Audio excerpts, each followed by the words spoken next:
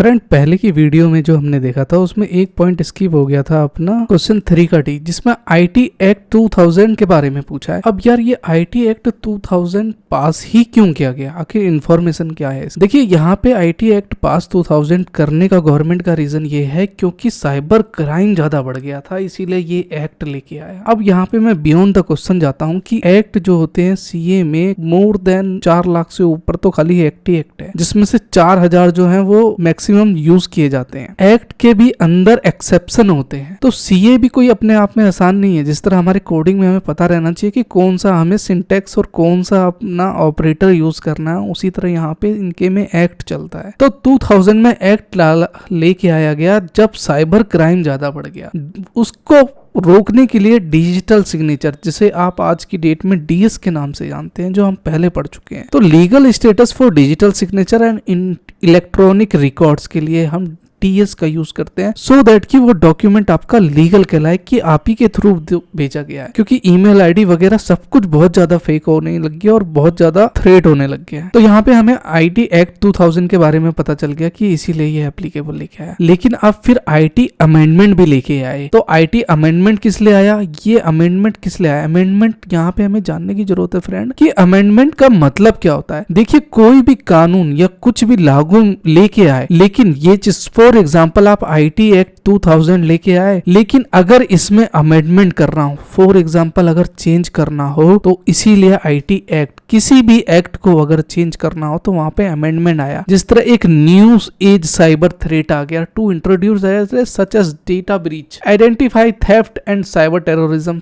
तो इसमें क्या ऐड न्यू ऑफेंसेस कुछ होंगे, cyber terrorism, ID theft, cyber stalking, phishing and data breach. तो भैया हो सकता है कि वहां पे अलग अलग एज के हों, तो पनिशमेंट ऑफेंसेस मैसेज मतलब एक वाया इलेक्ट्रॉनिक कम्युनिकेशन के थ्रू होगा, तो उसमें वो किसके एक्ट में जाएगा, उसको क्या से क्या सजा होनी चाहिए, वो सारा इस एक्ट के अंदर लिखा हुआ है। लेकिन अभी अमेंडमेंट एक्ट लाने का मतलब ये था कि साइबर थ्रेफ्ट में न्यू एज भी तो हो सकते हैं। हो सकता है कि कोई घर से कोई वुमेन कर रही हो, कोई मेल कर रहा हो, कोई बच्चा कर रहा हो, तो इसीलिए ये आईटी अमेंडमेंट एक्ट 2000 पास किया गया। Greater emphasis data privacy and protection of sensitive personal data. Summary की बात कर लें तो यहाँ पे मोटा मोटी देखेंगे legal recognization e commerce and cyber law में होता है। और यहाँ पे क्या है, आईटी अमेंडमेंट में address modern cyber crimes, data protections. Basic cyber crime होता है identity theft, cyber crime, terrorism और फिशिंग। हमें पता लगाना पड़ता है कि किस टाइप का है। इलेक्ट्रॉनिक सिग्नेचर होता है या digital. Not present, introduce, not clear, clearly identify section in 79। अब देखिए 2008 के अंदर भी सेक्टर 79 आ गया। मतलब सेक्शन के अंदर सेक्शन घुसते जाओगे, इतने ज्यादा सेक्शन होते हैं। बहुत बढ़िया। अब आते हैं 5th के बी में, discuss the 7 CS of retail mix. Friend सबसे पहले हमें ये जानने की जरूरत है कि 7 CS क्या होता है। देखिए डिस्कस मतलब बताना है, ठीक है। रिटेल मतलब एक स्टोर में है, छोटे छोटे रिटेल होते हैं जहाँ पे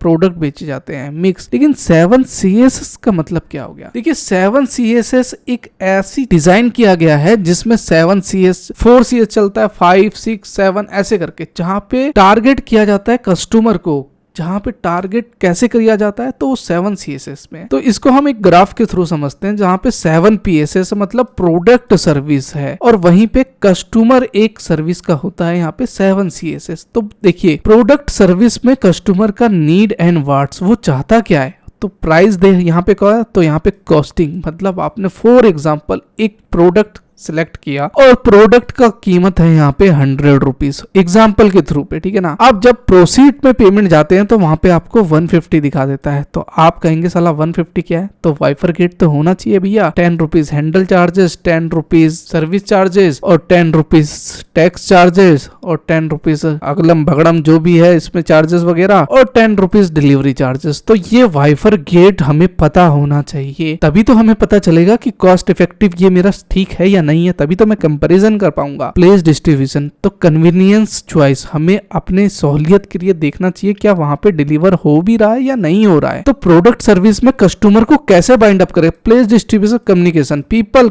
compensation, physical environments, comfort, cleanliness. Process, comfort, continuity. अब भैया आप देखेंगे कि वहां पे प्रोडक्ट जो आप सिलेक्ट कर रहे हैं, तो एक प्रोडक्ट 4 दिन दिखा रहा है और एक दिखा रहा है 10 दिन में डिलीवर, तो आप नहीं लेंगे। हो सकता है कहीं आपकी प्री प्लानिंग हो कि उस तरह डिजाइन करके ये 7PS और 7SS बनाया गया है, जहां पे simplified framework for understand the complexity of retail and E retails. The framework focus customer centric aspect, मतलब कस्टमर पे ही फोकस किया जाता है, एक्सपेक्ट पहलू ऑफ रिटेल बिजनेस, मतलब छोटे छोटे आउटलेट्स रिटेल्स में खेला जाते हैं। लाइक कन्वीनियंस होना चाहिए, कन्वीनियंस, सहूलियत, कस्टमर की वैल्यू, कॉस्ट क्या, कस्टमर रिलेशनशिप पे। तो टारगेट में क्या है, market identification, customer segmentation by behaviour, life style. तो ये क्या कस्टमर को ध्यान में उसके सेटिस्फाई के थ्रू ये सारी प्रेफरेंस दी जाती है। तो जहाँ पे कॉस्ट हमें देखने को मिलेगा कि यहाँ पे मैंने कॉस्ट की भी बात करी थी। अब एक एक करके मैं बताऊंगा। जिस तरह कॉस्ट की बात करी थी, प्रोडक्ट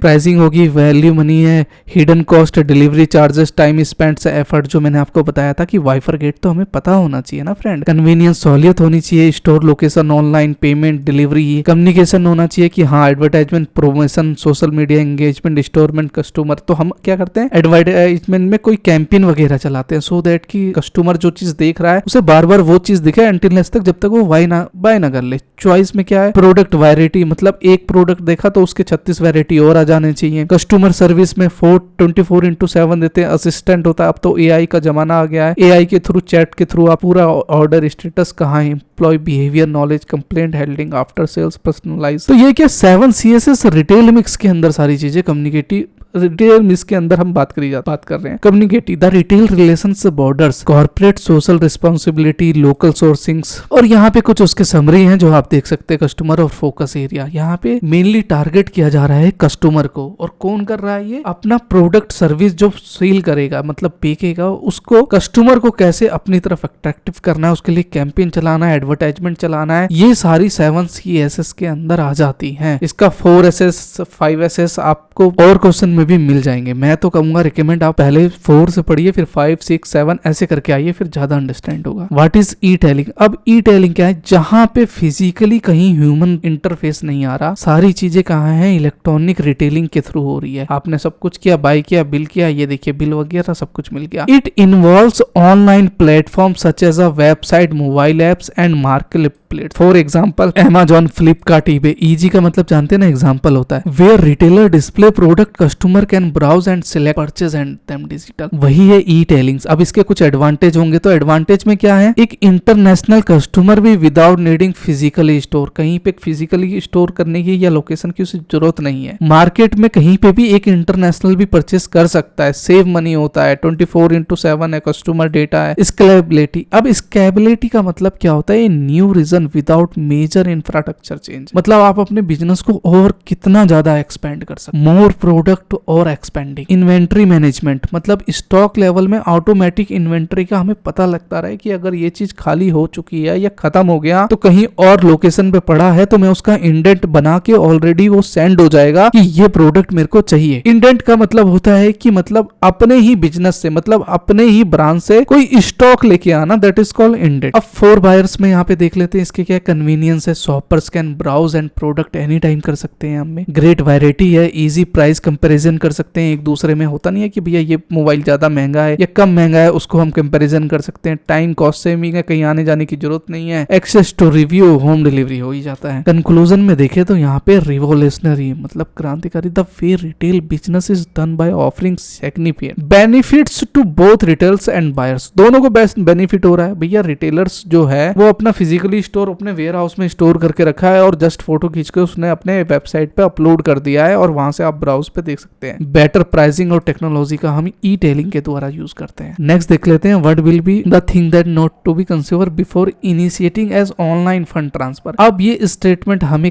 कह क्या रही है, ये स्टेटमेंट फ्रेंड ये हमें कह रही है, इनिशिएटिंग मतलब शुरुआती, पहले ऑनलाइन फंड मतलब पैसा ट्रांसफर करने से पहले हमें कुछ चीजों को कंसीडर मतलब ध्यान में रखना चाहिए। लेकिन वो चीज क्या है, व्हाट विल बी थिंग्स, वो चीज क्या है, तो वो चीज है before initiating an online fund transfer, security accuracy और सक्सेस तो हमें पता चलता है कि ये कैसे है, डिजिटल वॉलेट के थ्रू हम कर सकते हैं कंसीडर, लेकिन चीजों को कौन कौन सी को ध्यान में रखना है। तो देखिए यहाँ पे मैंने एक अपना चेक का फोटोकॉपी, यहाँ पे चेक का इमेज लगाया है। तो यहाँ पे हमें सबसे पहले हमें फर्म का जो है नाम डालना पड़ेगा। एक फर्म का नाम आ गया, ठीक है जी, मतलब बैंक का कस्टमर नेम हो गया। फिर दूसरा आता है बैंक नेम, फिर थर्ड आता है अकाउंट नंबर, फिर चौथा आता है IFSC कोड। बाकी और जरूरत नहीं है, लेकिन अभी गूगल पे पे जाएंगे तो सिर्फ आपसे अकाउंट नंबर पूछेगा और IFSC कोड पूछेगा, ऑटोमेटिकली इनका नाम आ जाएगा और एड्रेस आ जाएगा ये कहाँ का है। इससे होता क्या है कि आप एंश्योर हो जाते हो कि the thing consider before in online fund transfer connect beneficiary detail, मतलब बेनिफिशियरी की डिटेल है जिसे हम पैसा ट्रांसफर कर रहे हैं वो बेनिफिशियरी है। तो देखिए नेम ऑफ द रिसिपिएंट्स आ गया, bank account, IFSC, bank name and branch, जो मैं आपको बताने की कोशिश कर रहा था। एग्जाम्पल में देखें, यू आर सेंडिंग 10,000, आप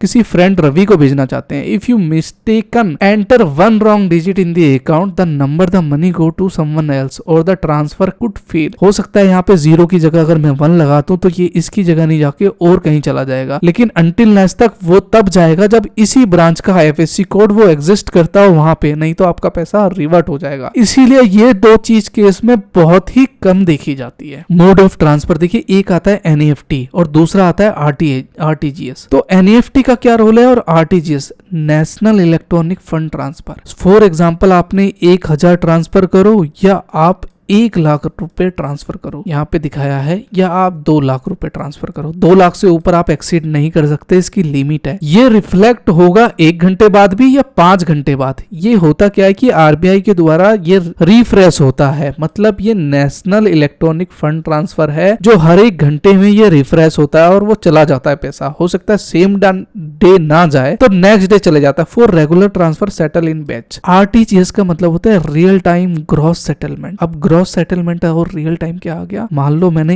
1:55 पे मैंने, RTGS हमेशा 2 लाख से ऊपर होता है, ये याद रखिएगा। किसी को मैंने 2.5 लाख रुपए ट्रांसफर करे 1:55 पे, तो आपको पता है 1:55 नहीं तो 56 मिनट पे उस पे पैसा चला जाएगा। For high value real time transfer usually 2 lakhs and above के लिए RTGS का हम यूज करते हैं। IMPS हमें पता है इमीडिएट पेमेंट ट्रांसफर होता है और आज की डेट में तो UPI का जमाना है, उसकी भी 1 लाख लिमिट है। इमीडिएटली IMPS जब से आया है तब से 24/7 आप किसी को भी 50,000 लाख रुपए तक भेज सकते हैं। If you are transferring 5 lakh urgently RTGS is suitable but 500 is to a friend UPI और IMPS is faster more convenient. मतलब 5 लाख से बढ़िया है, 500 रुपए किसी को जल्दी आप भेज सकते हैं। अब ट्रांसफर की कुछ लिमिट होती है, तो KYC डिटेल, बैंक में ये सारी चीजें, अब तो नॉर्मली ये सबको ये चीज आपको पता ही होगी। पर्पस ऑफ पेमेंट क्या है, वहां पे हमें देना पड़ेगा, ट्यूशन की फीस है, एग्जाम्पल है, बिजनेस है, या किसी हम एजुकेशन या चैरिटी में दे रहे हैं पैसा, वहां पे हम पर्पस ऑफ मोड लिख सकते हैं। तो पर्पस ऑफ मोड लिखने का ये रहता है कि जब आप स्टेटमेंट अपनी डाउनलोड करोगे तो मान लो 2 महीने के बाद डाउनलोड करिए और आपने 6,000 रुपए किसी को दिए हैं, तो आप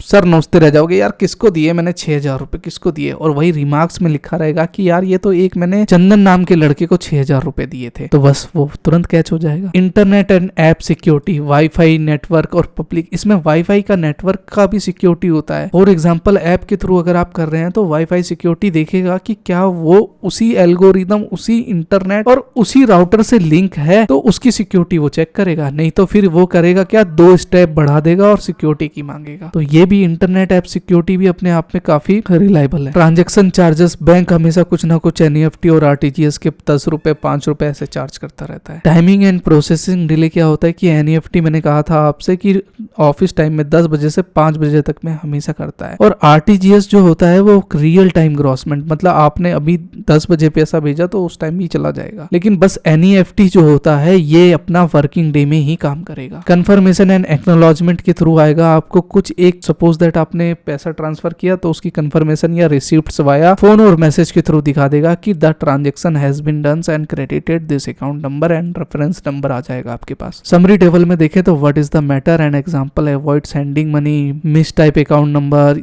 एक वही है, इसके बारे में समरी टेबल में मोड ऑफ बेनिफिशियरी हो गया, करेक्ट में क्या होना चाहिए, ट्रांसफर लिमिट्स, ये एक बार पढ़ लीजिएगा। इंटरनेट ऐप सिक्योरिटी में प्रिवेंट मतलब रोकता है फ्रॉड और हैकिंग, जो आपके सिस्टम को या उस ऐप को किसी चीज को या हैक कर ले, इसीलिए ऐप सिक्योरिटी दी जाती है। No extra cost, ensure timeliness और वेरिटी ट्रांजैक्शन सक्सेस। नेक्स्ट बात कर लेते हैं Gartner group INC model, evolutions, e governments and e governance. देखिए गवर्नमेंट का मतलब तो हो गया हाँ ठीक है सरकार है, और गवर्नेंस का मतलब हो गया कि कुछ लेके आया हुआ है, लेकिन ये गेटर्स का मतलब क्या हो गया यहाँ पे फ्रेंड मैं बताऊं तो ये गवर्नमेंट अपने कस्टमर को कुछ ना कुछ टारगेट करने के लिए कुछ 4 स्टेज अपना फॉलो करते हैं। देखिए पीपल में इफेक्टिव इनोवेशन है, तो वो चीज क्या है तो हम जल्दी से समझेंगे। जिस तरह for example digital integration, citizen participation. Digital मतलब डिजिटल ऑनलाइन डिजिटल हो रहा है, इंटीग्रेशन मतलब बनाए रखता है, सिटीजन मतलब कोई सिटीजन है उसको बनाए रखता है, पार्टिसिपेशन कि वो किस किस चीज में इन्वॉल्व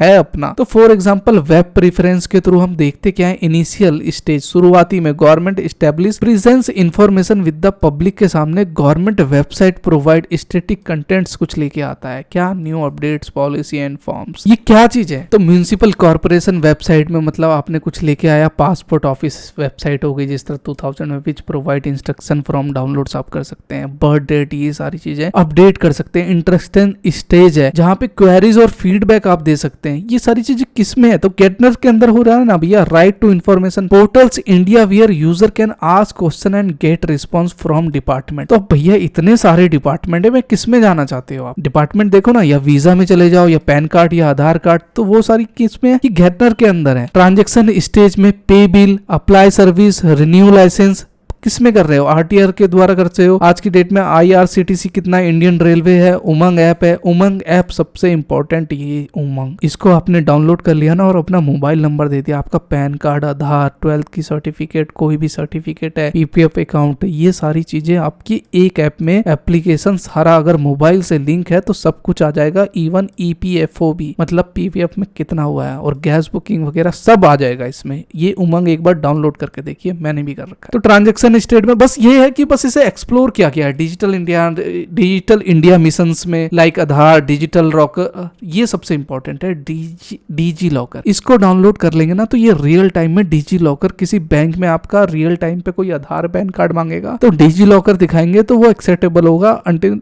तक वो आपका एक्सेप्ट होगा अगर आपके पास फिजिकली मान लो पैन कार्ड और आधार नहीं है और डिजी लॉकर आपने डाउनलोड कर रखा है। कुछ समरी है और समरी के बारे में कंक्लूजन में बताएं तो useful understanding how government digital involve starting from simple information sharing beginning, मतलब आप कहीं ना कहीं देख रहे हैं कि हमें डिजिटल बाइंड अप कर दिया है गवर्नमेंट ने, हम उसके पहले उससे बाहर नहीं जा सकते। कहीं भी लोन या कुछ लेंगे आपके पैन में अपडेट हो जाएगा, इसीलिए देखते हैं पैन कार्ड पहले मांगता है। पैन कार्ड आपकी स्टेटस बता देगा अगर सर्च करके देखेंगे आप कि आप कहां तक एलिजिबल हैं कुछ लोन के लिए। मान लो आप शुरू से लोन लेते हुए आ रहे हैं, बड़ा बड़ा लोन लिया है तो 5 लाख 10 लाख मिनिमम आपको लोन ऐसे ही मिल जाएगा। अब यहाँ पे आ जाते हैं कुछ राइट सोर्स में, ट्रेडिशनल पेमेंट और ई पेमेंट है। तो यहाँ पे बात एक आई है कि ट्रेडिशनल पेमेंट का मतलब क्या होता है सर। देखिए जहाँ पे ट्रेडिशनल वर्ड आए समझ लेना वहां पे फिजिकली इंटरफेस हो रहा है, मतलब फिजिकली बात करी जा रही है, जहाँ पे कोई आदमी जा रहा है या आ रहा है, यहाँ पे मतलब एक आदमी की एक्टिविटी काम हो रही है, वहां पे ट्रेडिशनल वर्ड यूज होता है। तो ट्रेडिशनल हमने सुना था कि ट्रेडिशनल एक होता है ट्रेडिशनल अप्रोच और एक डेटाबेस अप्रोच। ट्रेडिशनल अप्रोच में होता है जहाँ पे रजिस्टर पे आप इंफॉर्मेशन स्टूडेंट के नाम, रोल नंबर यूज करते हैं, और डेटाबेस अप्रोच में आप सिस्टमेटिक अपने अपने सॉफ्टवेयर बनाया और डेटाबेस के अकॉर्डिंग डाटा होता है। तो ट्रेडिशनल सबसे खराब है, वही आपका डेटाबेस अप्रोच है। बियॉन्ड द क्वेश्चन गया हूं लेकिन समझाने का तरीका सबसे इंपॉर्टेंट मेरा यही था,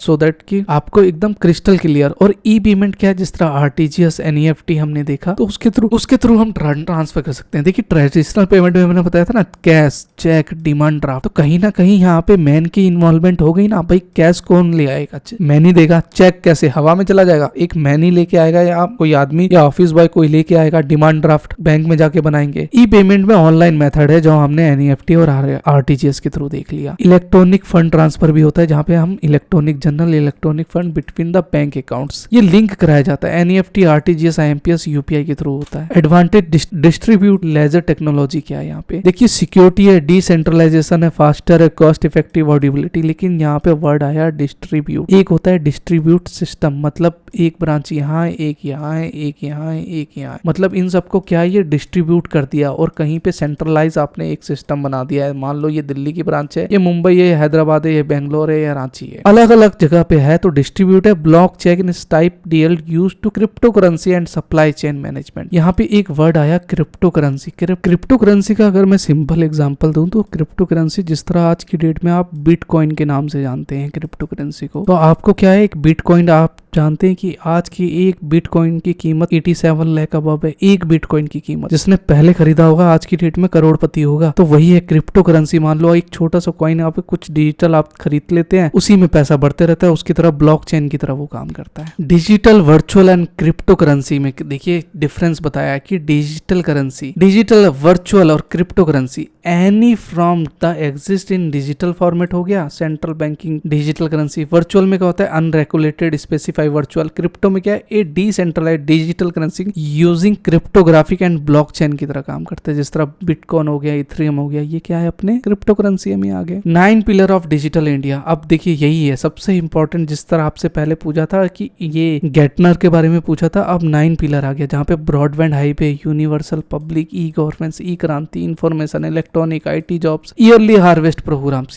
ये 9 पिलर डिजिटल इंडिया बनाता है। इसी तरह ये सारा चीज मार्केट में लेके आ गया। पहले ब्रॉडबैंड, इसके बगैर आप हाईवेज मतलब ब्रॉडबैंड के थ्रू नहीं कर सकते। यूनिवर्सल एक्सेस मोबाइल कनेक्टिविटी, तो देखिए कैसे कैसे लिंक कर रहा है। ये 9 ब्रिज है, मतलब ब्रिज का मतलब आप देखिए कि 9 पिलर या ब्रिज कह लीजिए जो एक दूसरे को अपने आप में जोड़ता है। This pillar aims to empower citizen digital, improve government service, deliver and boots India digital economic मतलब अर्थव्यवस्था। इससे ही हम अपनी जीडीपी पता लगाते हैं। अगर मान लो सारी चीजें ऑनलाइन हो गई, किसी ने पैसा 50 लाख घर में रखा हुआ है तो कैसे पता चलेगा। तो यही अगर डिजिटल इंडिया रहेगा तो उससे जीडीपी निकालने में बड़ी आसानी होती है। तो आई होप कि ये वाला प्लेलिस्ट आपको पसंद आया होगा। कोई भी डाउट हो फ्रेंड तो आप यहाँ पे चैनल पे सर्च करके वीडियो देख सकते हैं, आपको सारे सब्जेक्ट के वीडियो मिल जाएंगे। बाकी इंपॉर्टेंट मैं गाइड करूंगा, मैं बार बार यही कह रहा हूँ कि आप अपना सिनॉप्सिस जरूर बनाइएगा। सिनॉप्सिस वो होता है जहाँ पे आपका प्रोजेक्ट दिया जाएगा और प्रोजेक्ट के बिहाफ पे आपको एक समरी, सिनॉप्सिस में समरी बनाना पड़ता है, वो चीज आपको सबमिट करनी पड़ेगी। तो मिलते हैं एक ऐसी इंटरेस्टिंग वीडियो के साथ में,